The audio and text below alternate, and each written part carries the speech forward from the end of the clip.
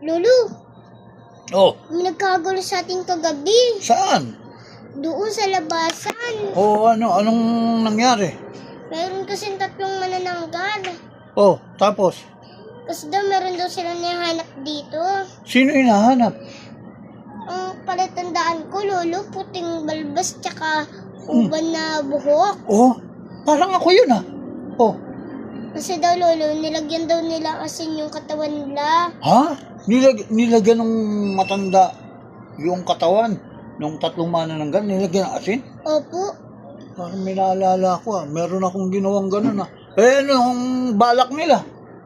Kasi daw, Lolo, gagantihan daw nila. Ha? Gagantihan? Eh, malamang kailangan kong magtago. Lolo, bakit? Anong ginawa mo? Nilagyan ko ng asin kasi gagawin kong dinuguan yung mga bito-bitukan nila. Ayun, kaya nagalit Lolo, yun. bakit mo ginawa yun? Para may paninda ako ng dinuguan.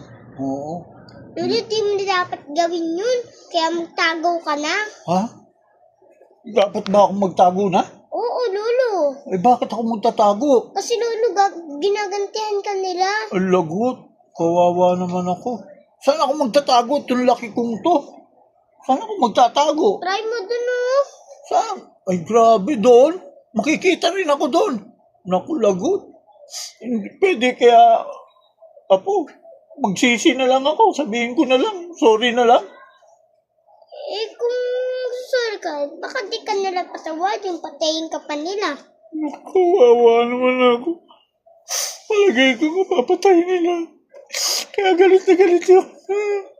Kaya magtago ka na, Lolo. Lagot ako.